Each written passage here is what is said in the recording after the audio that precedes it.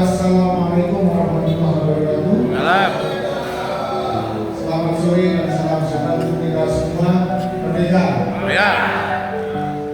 Saya hormati Ketua DPC PDI Perjuangan, Bendahara dan seluruh jajaran pengurus DPC PDI Perjuangan periode 2025-2030. Alhamdulillah, pada hari ini rangkaian ketiga kita itu adalah ziarah makam Bung Karno. Selanjutnya sesuai jadwal sebenarnya kita jam 15.30, tapi karena ada beberapa kendala di jalan sehingga kami mohon maaf sebelumnya. Dan selanjutnya untuk kita tahu karena ini juga menjelang maghrib, maka konferensi pers kepengurusan DPC PDI Perjuangan 2025-2030 apa dan bagaimana kedepannya DPC PDI Perjuangan akan disampaikan langsung oleh Ibu Ketua DPC. Waktu dan bahan kami semua. Terima kasih. Assalamualaikum warahmatullahi wabarakatuh. Selamat sore. Salam sejahtera, shalom, Om Swastiastu, Namo Buddhaya, salam kebajikan rahayu. Merdeka! Merdeka! Merdeka! Merdeka! Merdeka! PDI Perjuangan! Jaya! Mega, mega, mega! Yes! Terima kasih. Yang saya hormati seluruh pengurus DPC PDI Perjuangan periode 2025-2030, dan yang saya hormati dan saya banggakan rekan-rekan media. Terima kasih atas toleransi waktunya. Saya secara pribadi dan juga mewakili teman-teman sekalian dari DPC mohon maaf apabila ada stretch waktu yang cukup panjang, karena memang serangkaian acara kami tadi cukup panjang dan di perjalanan juga ternyata agak tersendat juga di perjalanan. Terima kasih atas kehadiran teman-teman media sekalian. Walaupun short notice, saya kemarin memberitahukan mohon maaf apabila tidak bisa mungkin kontak teman-teman satu persatu sehingga hanya perwakilan saja. Tapi syukur alhamdulillah teman-teman masih mau hadir sore hari ini untuk bisa bersama-sama dengan DPC PDI Perjuangan 2025-2030 menghantarkan kami kepada masyarakat dengan kepengurusan yang baru. Sebelum saya menyampaikan garis rilis hari ini, saya ingin memperkenalkan seluruh jajaran DPC PDI Perjuangan 2025-2030. Pertama, kenalkan saya Ketua, saya Mega Harisya Putra. Kemudian berikutnya Sekretaris DPC PDI Perjuangan Bapak Ahmad Maleki. Kemudian Bendahara DPC PDI Perjuangan Bapak Ahmad Zakaria. Kemudian selanjutnya Wakil Sekretaris Bidang Program Bapak Sugianto. Selanjutnya Wakil Sekretaris Wakil Sekretaris Bidang Internal dari Pak Sugianto ya. Wakil Sekretaris Bidang Program Ibu Lea Mandarina. Kemudian selanjutnya Wakil Bendahara Ibu Mimi Sukesi. Selanjutnya untuk Wakil Ketua Bidang, Qadarullah hari ini ada dua Wakil Ketua Bidang yang tidak bisa hadir membersamai kami karena ada kegiatan keluarga dan juga sakit. Wakil Ketua Bidang Kehormatan Partai Ideologi dan Kaderisasi Bapak Agus Mahendra. Merdeka! Merdeka. Beliau adalah guru kader, jadi sangat sesuai dengan jobdesknya. Kemudian selanjutnya Wakil Ketua Bidang Keanggotaan Organisasi Pemenangan Pemilu dan Sumber Daya yaitu Mas Harta Kurniawan dari Indonesia Hadir.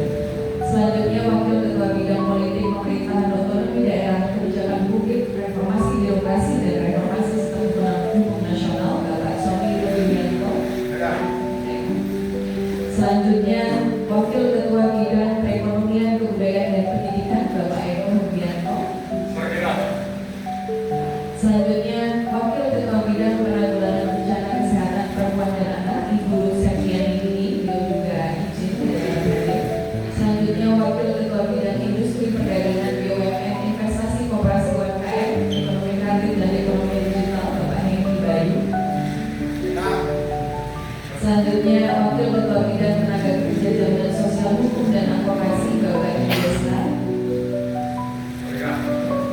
Selanjutnya, Wakil Ketua Bidang Keagamaan dan Kepercayaan kepada Tuhan Yang Maha Esa Pariwisata Pemuda dan Olahraga Bapak Sugiono. Yang terakhir, Wakil Ketua Bidang Pertanian, Pangan, Kehutanan, Lingkungan Hidup, Kelautan dan Perikanan Ibu Nurul Setiawati. Merdeka. Insya Allah sudah menemukan satu persatu. Jadi hari ini adalah rangkaian kegiatan pertama kami sebagai DPJPD Perjuangan untuk bisa menyambut salah satunya adalah rangkaian kegiatan untuk hari ulang tahun partai ke-53, sehingga kami salah satunya di sore hari ini memperkenalkan struktur kepengurusan baru periode 2025-2030 yang pastinya akan menjadi motor penggerak kerja-kerja kerakyatan partai selama 5 tahun ke depan. Mohon dukungannya teman-teman media sekalian. Dan ini sudah kita awali dengan ziarah ke makam Bung Karno dan juga ke Istana Kebang hari ini, yang pastinya kita maknai sebagai tidak hanya sebagai bentuk penghormatan kepada proklamator dan pendiri bangsa kita, tapi juga sebagai upaya untuk meneguhkan kembali komitmen ideologis partai, sehingga kami tegaskan kembali bahwa ideologi PDI Perjuangan itu bersumber pada ajaran Marxisme yang menerapkan keberpihakan pada manusia dan kawan yang sebagai hubungan politik. Jadi kami menyelami kegiatan hari ini sebagai salah satu juga berdoa di sana, kemudian meneguhkan langkah politik kami. Kemudian kami juga memandang bahwa selain itu struktur yang jumlahnya 15 orang ini kami harapkan tidak hanya menjalankan fungsi organisasi secara administratif saja, tetapi mampu menjadi sebuah kekuatan politik yang betul-betul hadir dan bekerja di tengah masyarakat. Banyak sekali hal yang akan kita laksanakan selama 5 tahun ke depan. Pastinya pekerjaan 5 tahun ke depan tidak mudah dan tantangan pasti sangat luar biasa.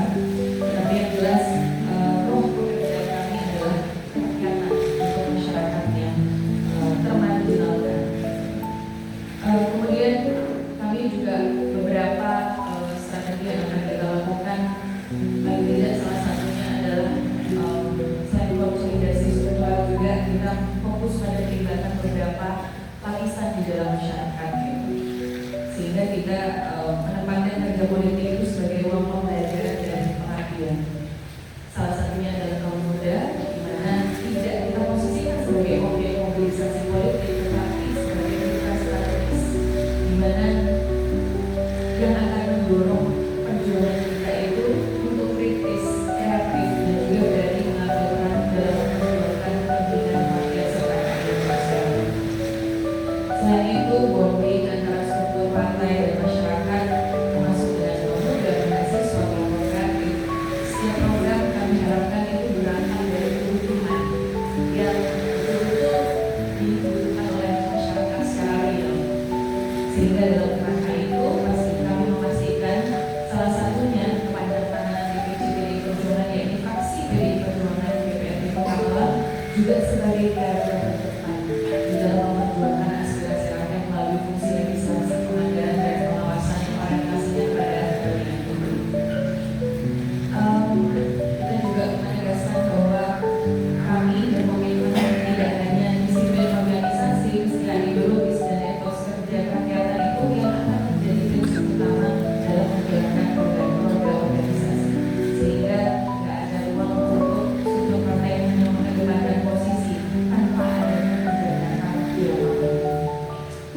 Semua kader, pengurus, lintas generasi dituntut untuk menunjukkan keselarasan antara nilai, ucapan, dan tindakan dalam memperjuangkan kepentingan partai.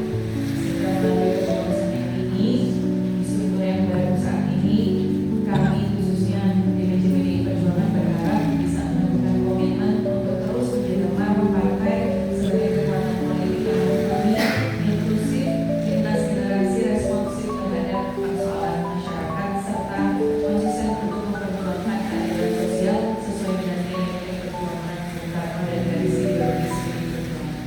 Saya kira itu yang bisa saya sampaikan. Yang jelas kita